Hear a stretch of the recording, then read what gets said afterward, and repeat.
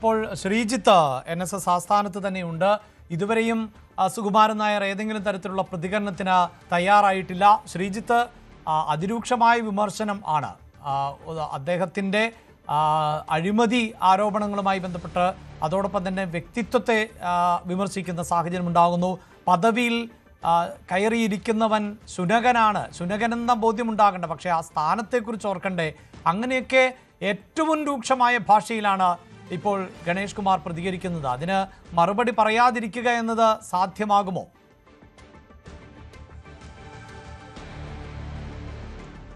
അഭിലാഷ മറുപടി പറയുന്നില്ല എന്നുള്ളതാണ് ഇന്നലെ മാധ്യമങ്ങൾ വിളിച്ചപ്പോൾ അദ്ദേഹം മാധ്യമങ്ങളോട് പ്രതികരിച്ചത്.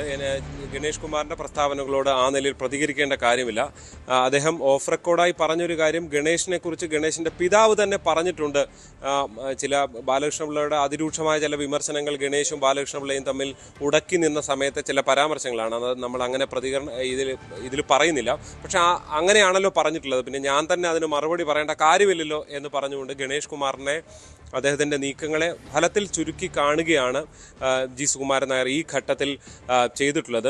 പക്ഷേ അദ്ദേഹം ഇങ്ങനെ പ്രതികരിക്കുന്നില്ല എന്ന് പറഞ്ഞാൽ പോലും ചില ഘട്ടങ്ങളിലൊക്കെ പ്രതികരിക്കാറുണ്ട്. പക്ഷേ സമീപകാലത്ത് അങ്ങനെ കാര്യമായി ഇത്തരം ഗണേഷിൻ്റെ പല നീക്കങ്ങൾ ഉണ്ടായപ്പോഴും പ്രതികരിക്കുന്നതിനപ്പുറത്തേക്ക് VD സതീശൻ മുഖ്യമന്ത്രിയുമായി ബന്ധപ്പെട്ട വിവാദങ്ങളിലൊക്കെയാണ് അദ്ദേഹം ഒരു പ്രതികരണവുമായി രംഗത്ത് വരുന്ന നില ഉണ്ടായിട്ടുള്ളത്. അതുകൊണ്ട് തന്നെ ഈ വിഷയത്തിൽ ഇനി സുകുമാരൻ നായർ ഫലത്തിൽ തിരിച്ചറിയുന്നുണ്ട്. ഒരു ഘട്ടത്തിൽ നമ്മൾ ഈ സുരേഷ് ഗോപിയുടെയും രാധാകൃഷ്ണൻ്റെയും CP രാധാകൃഷ്ണൻ ഉപരാഷ്ട്രപതിയുടെ ഒക്കെ പ്രതികരണം ഉണ്ടായ സമയത്ത് ആദ്യഘട്ടത്തിൽ നമ്മൾ വന്നപ്പോൾ അദ്ദേഹം പ്രതികരിച്ചിരുന്നില്ല. അങ്ങനെ അതിന് നേരിട്ട് പ്രതികരിക്കേണ്ട കാര്യമില്ല എന്നാണ് അദ്ദേഹം പറഞ്ഞത്. ഇത്തരം സമാന്തര നീക്കങ്ങൾ തന്നെയാണ് ഈ നടക്കുന്നത് എന്ന് NSS വിലയിരുത്തുന്നുണ്ട്. അതുകൊണ്ട് തന്നെ അതിന് പ്രതികരിച്ച് അത് വലിയ രീതിയിൽ കത്തിക്കേണ്ട കാര്യമില്ല. ഞങ്ങൾ കൂടി പ്രതികരിച്ചാൽ അത് വലിയ രീതിയിൽ അതിന് കുറച്ച് മൈലേജ് കിട്ടുന്ന നിലയായിരിക്കും ഉണ്ടാക്കുക എന്നാണ് NSS ആ ഘട്ടത്തിൽ വിശ്വസിച്ചിരുന്നത്. പിന്നീട് മറ്റൊരു വിഷയത്തിലാണ് പ്രതികരിക്കുമ്പോഴാണ് ഈ ചോദ്യങ്ങളോട് വീണ്ടും അദ്ദേഹം പ്രതികരിക്കുന്നത്. ഈ സുരേഷ് ഗോപിയുടെ പരാമർശം ഉൾപ്പെടെയുള്ള കാര്യങ്ങളോട് അദ്ദേഹവും രൂക്ഷമായ ഭാഷയിൽ പ്രതികരിച്ചത്. എന്തായാലും ഈ വിഷയത്തിൽ പ്രതികരിക്കുമോ ഇല്ലയോ എന്നുള്ളത് നമുക്കിപ്പോൾ പറയാൻ കഴിയില്ല. പക്ഷേ NSS വിലയിരുത്തുന്നത് രാസമീപകാലത്ത് NSSനെതിരെ നടത്തുന്ന നീക്കങ്ങൾ അല്ലെങ്കിൽ സമാന്തര നീക്കങ്ങളെല്ലാം പൊളിഞ്ഞു പോകുന്ന നില ഉണ്ടായിട്ടുണ്ട് എന്നുള്ളതാണ്. ഇപ്പോൾ സുരേഷ് ഗോപിയും CP രാധാകൃഷ്ണൻ രാജ്യത്തിൻ്റെ ഉപരാഷ്ട്രപതി തന്നെയാണ്.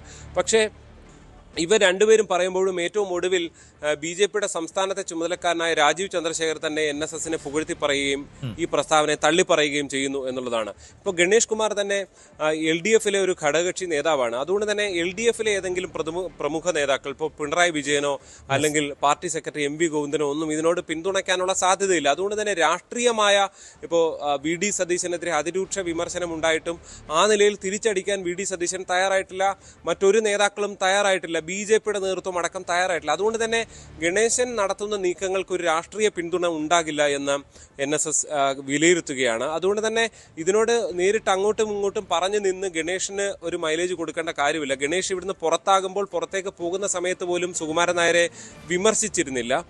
അദ്ദേഹം പിതൃതുല്യൻ എന്നൊക്കെയാണ് ആ ഘട്ടത്തിൽ പറഞ്ഞത്. പക്ഷെ പിന്നീടാണ് അദ്ദേഹം കൂടുതൽ പ്രതികരണം നടത്തുകയും ചെയ്തത്. തെരഞ്ഞെടുപ്പിൽ തോറ്റു മാത്രമല്ല, ഈ പത്തനാപുരം NSS താലൂക്ക് യൂണിയനുമായി ബന്ധപ്പെട്ട പത്മ കഫേ അഴിമതിയൊക്കെയായി ബന്ധപ്പെട്ട അവിടുത്തെ ആളുകൾ തന്നെയാണ് ഗണേശനെതിരെ നിൽക്കുകയും ഫലത്തിൽ അത് പിരിച്ചുവിടുകയും ചെയ്യേണ്ട സ്ഥിതിവിശേഷം ഉണ്ടായത്.